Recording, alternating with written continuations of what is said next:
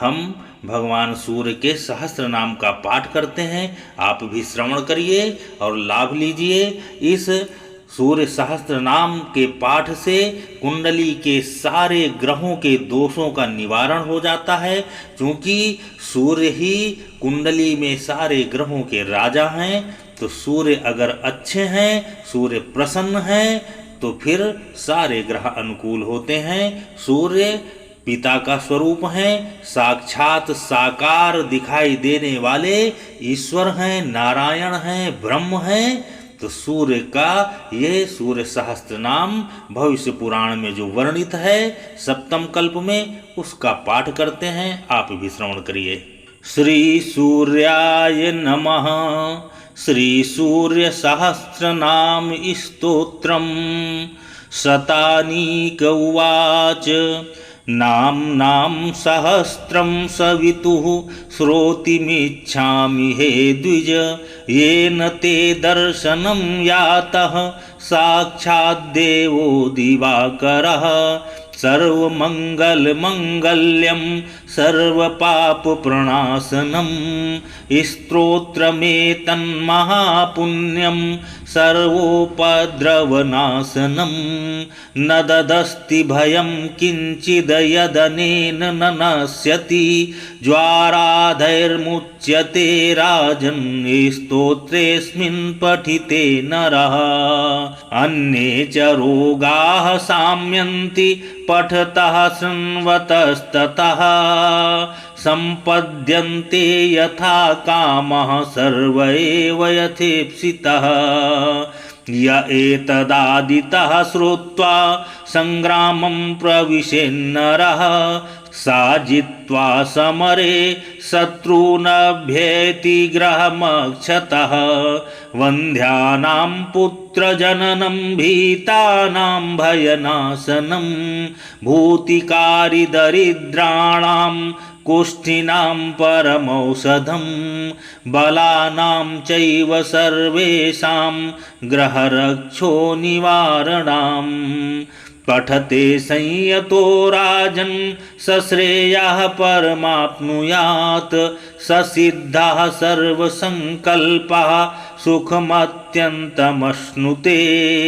धर्मार्थिभिर्धर्मलुब्धये सुखाय च सुखार्थिभिः। राज्याय राज्यकामैश्च पठितव्यमिदं नरे। विद्यावहं तु विप्राणां क्षत्रियाणां जयावहं। पश्वावहं तु वैश्यानां शूद्राणां धर्मवर्धनं। पठतां शृण्वतामेतद् भवतीत न संशया। तच्छृणुष्व नृपश्रेष्ठ प्रयतात्मा ब्रवीं ते।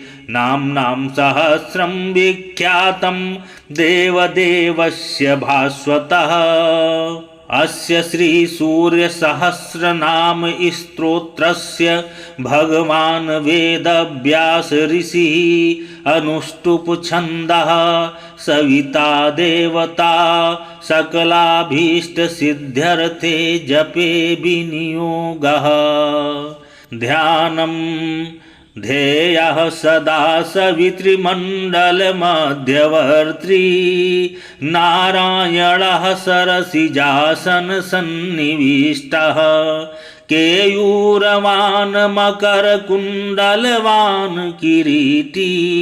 हारी हिरण्यमयवपुर्धृतशङ्खचक्रः।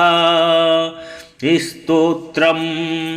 ओम विश्वविद विश्वजित्कर्ता विश्वात्मा विश्वतोमुखः। विश्वेश्वरो विश्वयोनिर्नियतात्मा जितेन्द्रियः। कालाश्रयः कालकर्ता कालः कालनाशनः। महायोगी महासिद्धिर्महात्मा सुमहाबलः।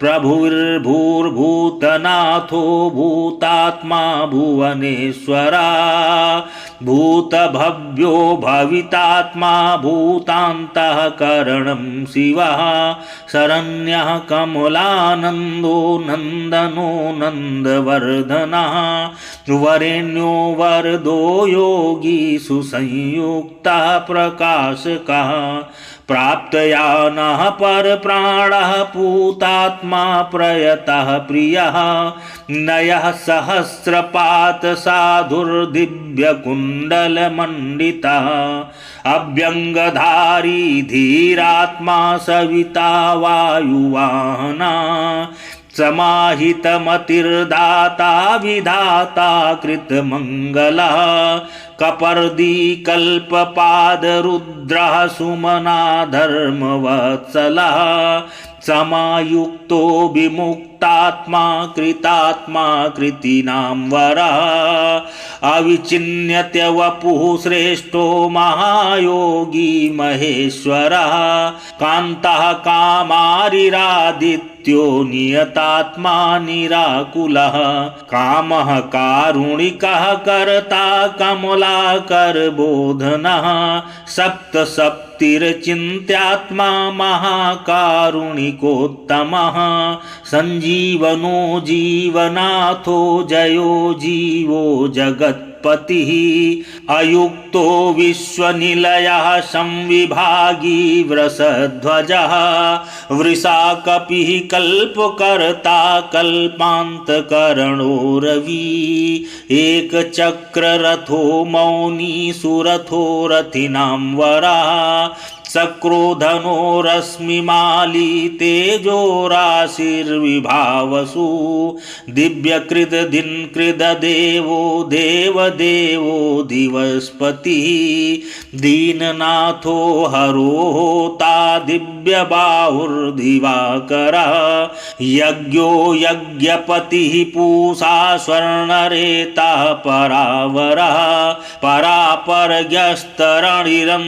सुमाली मनोहरः प्राज्ञः प्राज्ञपतिः सूर्या सविता विष्णुरंशुमान् सदा गतिर्गन्धवहो विहितो विधिराशुगः पतंगः पतगः स्थाणुर्विहंगो विहगो वरः हर्यस्सो हरिताश्वश्च हरिदस्सो जगत्प्रिया त्रयंबकः सर्वदमनो भावितात्माभिषग्वरः आलोककृल्लोकनाथो लोकालोकनमस्कृतः कालः कल्पान्तको वह्निस्तपनः सम्प्रतापुनः विलोचनो विरूपाक्षः सहस्राक्षः पुरन्दरः सहस्ररश्मिर्मिहिरो विविधाम्बरभूषणः खगः प्रतर्दनो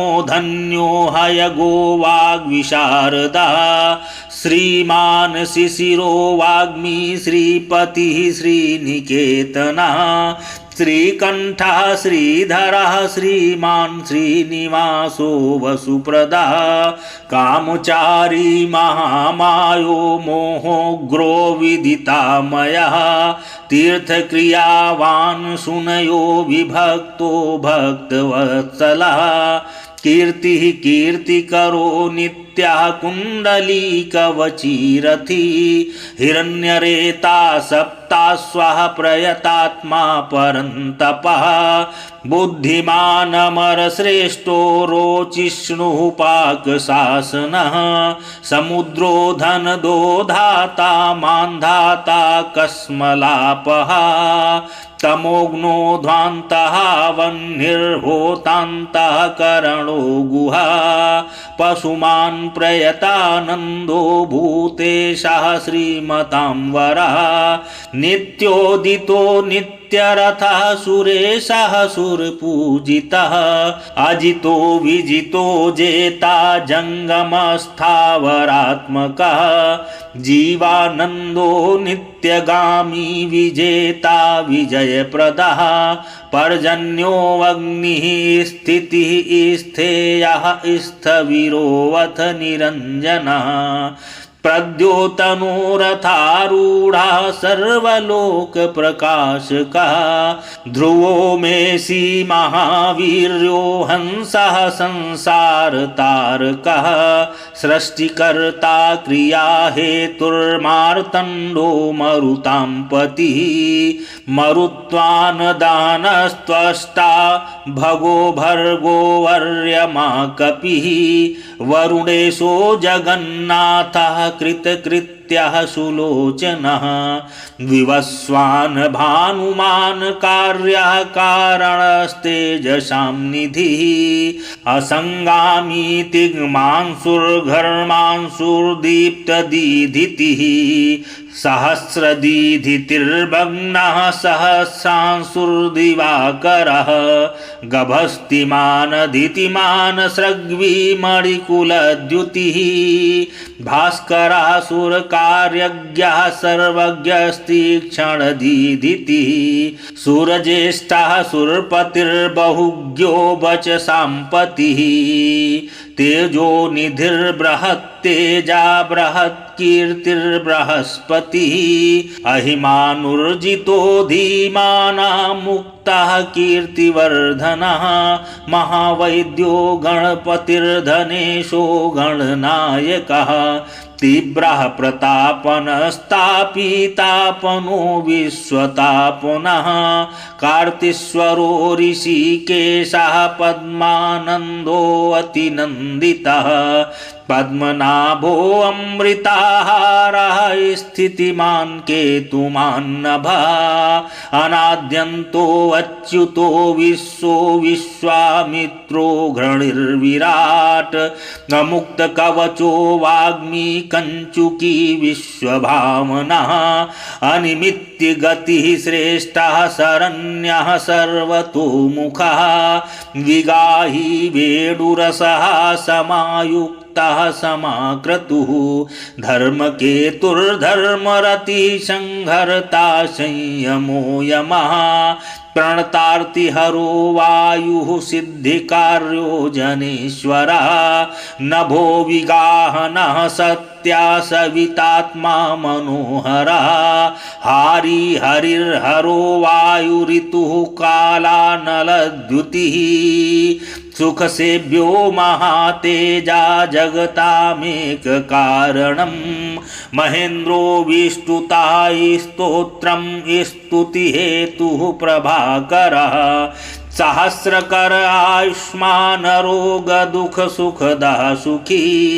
व्याधिः सुखदः सौख्यं कल्याणं कलतां वरः आरोग्य कारणं सिद्ध्यरिद्धिर्वृद्धिर्बृहस्पतिः हिरण्यरेता आरोग्यं विद्वान् ब्रध्नो बुधो महान् प्राणवान् धृतिमान् धर्मो धर्मकर्ता रुचिप्रदा सर्वप्रियः सर्वसः सर्वशत्रुविनाशनः प्रांशुर्विद्योतनो द्योतः सहस्रकिरणः कृति केयूरीभूषणोद्भासी भासितो भासनो अनलः शरण्यार्तिहरो होता खद्योता खगसत्तमः सर्वद्योतो भवद्योतः सर्वद्युतिकरो मतः कल्याणः कल्याणकरः कल्यः कल्यकरः कविः कल्याणकृत् कल्यवपुः सर्वकल्याणभाजनम् शान्तिप्रियः प्रसन्नात्मा प्रशान्तः प्रशमप्रियः उदारकर्मा सुनयः सुवर्चा वर्चसोज्ज्वलः वर्चस्वी वर्चसामी शस्त्रैलोक्येशो वशानुगः तेजस्वी सुयसा वशर्मी वर्णाध्यक्षो बलिप्रियः यशस्वी तेजो निलयस्तेजस्वी प्रकृतिस्थितः आकाशगः शीघ्रगतिरासुगो गतिमान् खगः गोपतिर्ग्रह देवेशो गोमानेकः प्रभञ्जनः जनिता प्रजनो जीवो दीपः सर्वप्रकाशकः सर्वसाक्षी योग नित्य दैत्यो नभस्वान् सुरान्तकः रक्षोघ्नो विघ्नशमनः किरीटी सुमनः प्रियः मरीचिमाली सुमतिः कृताभिख्य विशेषकः शिष्टाचारः शुभाचारः स्वचाराचार तत्परः मंदारो माठरो वेणुः क्षुधापः क्षमापतिर्गुरुः सुविष्टो विशिष्टात्मा विधेयो ज्ञानशोभना महाश्वेतः प्रियो गेयः सामगो मोक्षदायकः सर्ववेद प्रगीतात्मा सर्ववेदलयो महान् वेदमूर्तिश्चतुर्वेदो वेदभृद्वेदपारगः क्रियावान् सितो जिष्णुर्वरीयांशुर्वरप्रदः व्रतचारी व्रतधरो लोकबन्धुरलङ्कृतः अलङ्कारोक्षरो वेद्यो विद्यावान् विदिताशयः आकारो भूषणो भूष्यो भूष्णुर्भुवनपूजितः चक्रपाणिर्ध्वजधरः सुरेशो लोकवत्सलः वाग्मिपतिर्महाबाहुः प्रकृतिर्विकृतिर्गुणः अंधकारापः श्रेष्ठो युगावर्तो युगादिकृत अप्रमेयः सदा योगी निरहंकार ईश्वरः शुभप्रदा शुभाशास्ता शुभकर्मा शुभप्रदा सत्यवान् श्रुतिमानुच्चैर्नकारो वृद्धिदो नलः बलभृद बलदो बन्धुर्मतिमान् बलिनां वरः अनंगो नागराजेन्द्रः पद्मयो निर्गणेश्वरः संवत्सर ऋतुर्नेता कालचक्रप्रवर्तकः पद्मेक्षणः पद्मयोनिः प्रभावान् मरः प्रभुः सुमूर्तिः सुमतिः सोमो गोविन्दो जगदादिजः पीतवासः कृष्णवासा दिग्वासास्त्विन्द्रियातिगः अतीन्द्रियो अनेकरूपा स्कन्दः परपुरञ्जयः शक्तिमान् जलधृगभास्वान् मोक्षहेतुर्योनिजः सर्वदर्शी जितादर्शो दुःस्वप्ना शुभनाशना मंगल्यकर्ता तरणिर्वेगवान् कसमलापः स्पष्टाक्षरो महामन्त्रो विशाखो यजनप्रियः विश्वकर्मा महाशक्तिर्धुतिरीशो विहङ्गमः विचक्षणो दक्ष इन्द्रः प्रत्यूषः प्रियदर्शनः अखिन्नो वेदनिलयो वेदविद्विदिताशयः प्रभाकरो जितरिपुः सुजनो वरुणसारथिः कुनासी सुरताः स्कन्दो महितो अभिमतो गुरुः ग्रहराजो ग्रहपतिर्ग्रहनक्षत्रमण्डलः भास्करः सततानन्दो नन्दनो नरवाहनः मङ्गलोऽथ मङ्गलवान् माङ्गल्यो मङ्गलावः मङ्गल्यचारुचरितः शीर्णः सर्वव्रतो व्रती चतुर्मुखः पद्ममाली पूतात्मा प्रणतार्तिः अकिञ्चनः सतामीशो निर्गुणो गुणवान् शुचिः सम्पूर्णः पुण्डरीकाक्षो विधेयो योगतत्परः सहस्रांशुः क्रतुमतिः सर्वज्ञः सुमतिः सुवाक् सुवाहनो माल्यदामा कृताहारो हरिप्रियः ब्रह्मा प्रचेताः प्रथित प्रयतात्मा स्थिरात्मकः शतबिन्दुः शतमुखो गरीयाननलप्रभः धीरो महत्तरो विप्रः पुराणपुरुषोत्तमः विद्याराजाधिराजो हि विद्यावान् भूतिदः स्थितः अनिर्देश्य वपुः श्रीमान् विपाम्मा बहुमङ्गलः स्वः स्थितः सुरथः स्वर्णो मोक्षदो बलिकेतनः निर्द्वन्द्वो द्वन्द्वः स्वर्गः सर्वगः सम्प्रकाशकः दयालुः सूक्ष्मधिः क्षान्ति क्षेमा क्षेम स्थितिप्रियः भूधरो भूपतिर्वक्ता पवित्रात्मा त्रिलोचनः महावराः प्रियकृतदाता भोक्ता भयप्रदः चक्रवर्ती धृतिकरः सम्पूर्णोऽथ महेश्वरः चतुर्वेदधरो चिन्त्यो विनिग्ध्यो विविधासनः विचित्ररथ एकाकी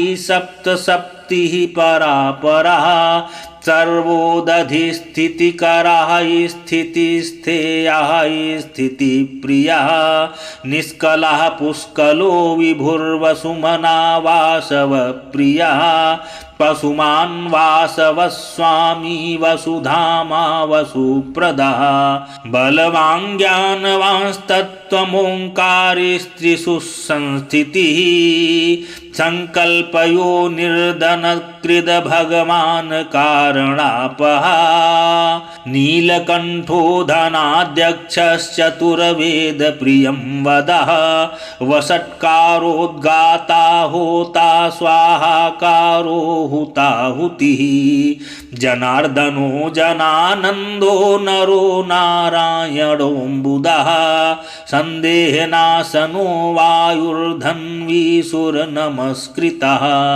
विग्रही विमलो विन्दुर्विशोको विमलद्युतिः द्युतिमान् द्योतनो विद्युत विद्यावान् विदितो बली धर्मदो हि मदोहासः कृष्णवत्तर्मासुताजितः सावित्री भावितो राजा विश्वामित्रो घृणिर्विराट् सप्तार्चिः सप्ततुरगः सप्तलोक नमस्कृतः सम्पूर्णोऽथ जगन्नाथः सुमनाः शोभनप्रियः सर्वात्मा सर्वकृतसृष्टि शक्तिमान् सप्तमी प्रियः सुमेधा मेधिको मेध्यो मेधावी मधुसूदनः अंगिरः पतिः कालज्ञो धूमकेतुः सुकेतनः सुखी सुखप्रदः सौख्यः कान्तिः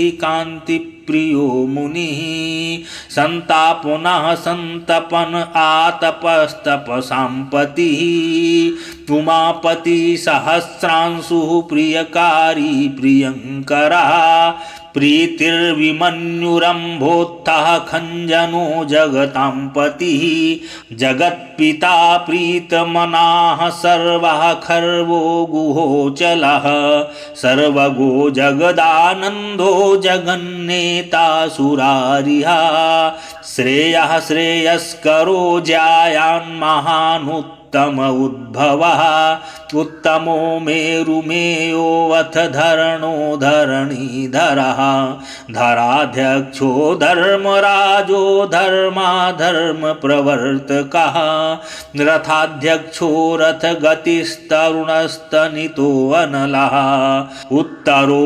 अनुत्तरस्तापि अवाक्पतिरपाम्पतिः पुण्यसंकीर्तनः पुण्यो हेतुर्लोकत्रयाश्रयः स्वर्भानुर्विगतानन्दो विशिष्टोत्कृष्टकर्मकृत व्याधिप्रणाशनः क्षेमः शूरः सर्वजितांवरः एकरथो रथाधीशः पिता शनैश्चरस्य हि वैवस्वत गुरुर्मृत्युर्धर्मनित्यो महाव्रतः प्रलम्बहार संचारी प्रद्योतो द्योतितानलः संतापहृत परो मंत्रो मंत्रमूर्तिर्महाबलः श्रेष्ठात्मा सुप्रियः शम्भुर्मरुतामीश्वरेश्वरः संसारगतिविच्छेत्ता संसारार्णवतारकः सप्तजिह्वा सहस्रार्ची रत्नगर्भोपराजितः धर्मकेतुर्मे आत्मा धर्मवरप्रदः लोकसाक्षी लोकगुरुर्लोकेशश्चण्डवाहनः धर्मयूपो यूपवृक्षो धनुष्पाणिर्धनुर्धरः पिनाकधृङ्महोत्साहो महामायो महाशनः वीरः शक्तिमतां श्रेष्ठः सर्वशस्त्रभृतांबरः ज्ञानगम्यो दुराराध्यो लोहिताङ्गो विवर्धनः खगोऽन्धो धर्मदो नित्यो धर्मकृच्चित्रविक्रमः भगवानात्मवान् मन्त्रस्त्रयक्षरो नीललोहितः एको अनेकस्त्रयीकालः सविता समितिञ्जयः सारङ्गधन्वानलो भीमः सर्वप्रहरणायुधा सुकर्मा परमेष्ठी च नाकपाली दिवस्थितः वदान्यो वासुकिर्वैद्य आत्रेयोऽवथ पराक्रमः द्वापरः परमोदारः परमो ब्रह्मचर्यवान् उदीच्य वेशो मुकुटी पद्महस्तो हिमांशुभृत् सितः प्रसन्नवदनः पद्मोदरनिभाननः सायं दिवा दिव्यवपुरनिर्देश्यो महालयः महारथो महानीशः शेषः सत्वरजस्तमः धृतातपत्रप्रतिमो विमर्शी निर्णयः स्थितः अहिंसकः शुद्धमतिरद्वितीयो विवर्धनः सर्वदो धनदो मोक्षो विहारी बहुदायकः चारुरात्रिहरो नाथो भगवान् सर्वगोऽव्ययः मनोहर वपुः शुभ्रः शोभना सुप्रभावना सुप्रभावः सुप्रतापः सुनेत्रो दिग्वदिग्पतिः राज्ञी प्रियः शब्दकरो ग्रहेशस्तिमिरापः सैञ्जिकेयरिपुर्देवो वरदो वरनायकः चतुर्भुजो महायोगी योगीश्वरपतिस्तथा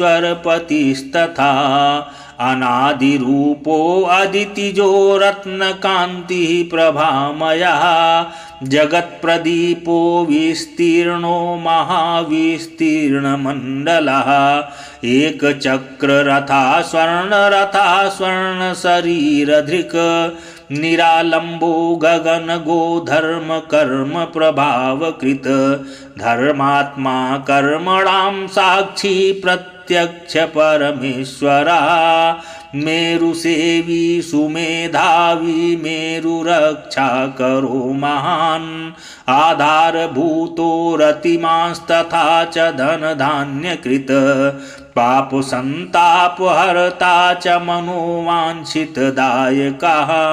रोगहर्ता राज्यदायी रमणीय गुणोन्नृणी कालत्रयानन्तरूपो मुनिवृन्द नमस्कृतः संध्यारागकरः सिद्धः संध्यावन्दनवन्दितः साम्राज्यदाननिरतः समाराधनतोषवान् भक्तदुःखक्षयकरो भवसागरतारकः भयापहर्ता भगवान् प्रमेय पराक्रमः मनुस्वामी मनुपतिर्मान्यो मनवन्तराधिपः फलश्रुतिः एतत्ते सर्वमाख्यातं यन्मां त्वं परिप्रक्षसि नाम्नां सहस्रं सवितु पराशर्यो यदा मे धन्यं यशस्यामायुष्यं दुःखदुःस्वप्ननाशनं बन्धमोक्षकरं चैव भानुर्नामनुकीर्तनात् यस्त्विदं शृणुयान्नित्यं पठेद्वा प्रयतो नरः अक्षयं सुखमन्नाद्यं भवेत् तस्योपसाधितं नृपाग्नितस्करभयं व्याधितो न भयं भवेत् विजयी च भवेन्नित्यमाश्रयं परमाप्नुयात् कीर्तिमान् सुभगो विद्वान् स सुखी प्रियदर्शनः जीवेद्वर्षशतायुश्च सर्वव्याधिविवर्जितः नाम्नां सहस्रमिदमंसुमतः पठेद्यः प्रातः शुचिर्नियमवान् सुसमृद्धियुक्तः दूरेण तं परिहरन्ति सदैव रोगा भूताः सुपर्णमिव सर्वमहोरगेन्द्रः इति श्री भविष्य पुराणे सप्तम कल्पे श्री भगवत्सूर्यस्य सहस्रनाम स्तोत्रम संपूर्णम। जिसकी कुंडली में सूर्य खराब हैं, सूर्य सप्तम में बैठे हैं, सूर्य अष्टम में बैठे हैं, या सूर्य 12वें भाव पे बैठे हैं, या सूर्य पंचम भाव में बैठ करके संतान में बाधा दे रहे हैं, या सूर्य ग्रहण लगा हुआ है, या सूर्य किसी भी प्रकार से खराब हैं, तो वो व्यक्ति भगवान सूर्य को अर्घ्य दे करके इस सूर्य सहस्त्र नाम का पाठ करे तो कुंडली के सारे दोषों का निवारण हो जाता है और सूर्य बहुत ही मजबूत हो जाते हैं। और जिसका सूर्य बली है वो व्यक्ति अपने आप ही बली हो जाता है, उसकी कुंडली अपने आप बहुत अच्छी हो जाती है। किसी भी प्रकार की अगर कोई ज्योतिषी या आध्यात्मिक जानकारी हमसे चाहते हैं तो हमारे दिए गए नंबर पर आप हमें फ़ोन करके संपर्क कर सकते हैं, या हमारे पितृशक्ति धाम में आकर के अपनी कुंडली का विश्लेषण करा सकते हैं।